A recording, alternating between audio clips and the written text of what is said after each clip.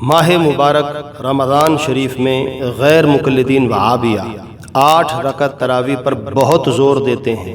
از اکابر تا اصاغر آج تک دلائل دینا تو دور کی بات 8 رکعت کو تراویح کا نام دینا صحیح ثابت نہ کر سکے۔ اس کے برعکس 20 رکعت تراویح کو ناجائز اور بدعت بتانا غیر مقلدین وہابیہ کا قدیمی طریقہ ہے۔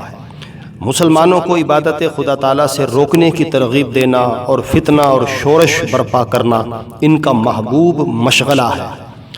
آئینہ جمال حجت الاسلام، مظہر صدر الشریعہ، جلوہ سرکار مفتی اعظم محدث اعظم پاکستان علامہ ابو الفضل محمد سردار احمد قادری چشتی قدس سرہ نے قیام پاکستان سے کافی مدت پہلے 20 رکعت نماز تراویح کو ناجائز اور بدعت بتانے پر غیر مقلدین وہابیہ کے پیشوا اور خود ساختہ شیر پنجاب مولوی ثناء اللہ امرتسری سے نماز تراویح سے متعلق 20 سوالات کیے تھے، جو اس زمانہ میں اہل سنت کے مشہور اخبار الفقیہ امرتسر میں شائع ہوئے تھے۔ مولوی ثناء اللہ امرتسری ساری زندگی ان سوالات کے جوابات دینے سے عاجز اور قاصر رہا، ساکت اور مبہوت ہو گیا۔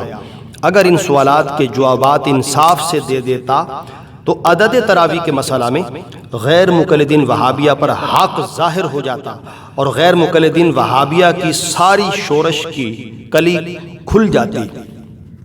علماء طلبہ کے استفادہ کے لیے وہ 20 سوالات پیش کیے جا رہے ہیں تاکہ احقاق حق اور ابطال باطل ہو سکے۔ نمبر 1، 20 رکعت تراویح پڑھنا جائز ہے یا ناجائز؟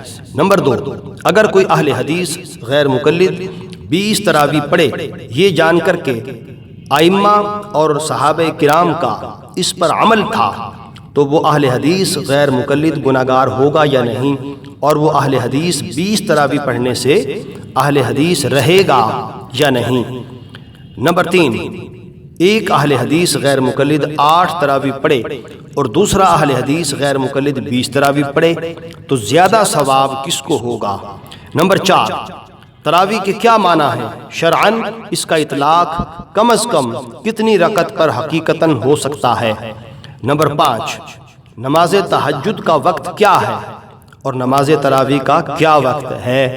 نمبر 6، نماز تہجد کب شروع ہوئی اور نماز تراویح کب مسنون ہوئی؟ نمبر 7، نماز تہجد رمضان اور غیر رمضان میں ہے یا نہیں؟ نمبر 8، نماز تراویح صرف رمضان میں ہے یا نہیں؟ نمبر 9، ہند کے اہل حدیث کہلانے والوں کے پیشوا مولوی نذیر حسین دہلوی ایک ختم قرآن مجید تراویح میں اور ایک ختم تہجد میں سنتے تھے، جیسا کہ غیر مقلدین میں مشہور ہے۔ لہٰذا اگر تراویح اور تہجد ایک نماز ہے تو مولوی نذیر حسین دہلوی دونوں کو الگ الگ پڑھ کر بدعت فی الدین کے مرتکب ہوئے یا نہیں؟ اور رمضان میں تہجد جماعت کے ساتھ پڑھنا اور اس میں ختم قرآن مجید سننا اہل حدیث کے نزدیک بدعت ہے یا سنت ہے تو اس کا کیا ثبوت ہے؟ نمبر 10، صحاح ستہ یا دیگر کتب حدیث میں کیا حدیث صحیح الاسناد بالاتفاق صریح الدلالہ مرفوع متصل ہے جس کا یہ مضمون ہو کہ حضور نبی کریم علیہ الصلوۃ والسلام نے ماہ رمضان میں 8 رکعت تراویح پڑھی ہیں؟ نمبر 11، حضور نبی کریم علیہ الصلوۃ والسلام نے ماہ رمضان میں کتنی شب تراویح پڑھی ہیں؟ جس حدیث میں اس کا ذکر ہے اس میں تعداد رکعت بیان کی ہیں یا نہیں؟ نمبر 12، پورے رمضان میں تراویح پڑھنا کس کی سنت فعلی ہے؟ صحابہ کی سنت پر عمل کرنا سنت ہے یا نہیں؟ نمبر 13، بخاری اور مسلم بلکہ صحاح ستہ میں تہجد کی کتنی رکعت مذکور ہیں؟ ہمیشہ 8 رکعت یا کم یا زیادہ؟ ام المؤمنین حضرت عائشہ صدیقہ رضی اللہ تعالیٰ عنہا کی روایات میں کتنی رکعت کا بیان ہے؟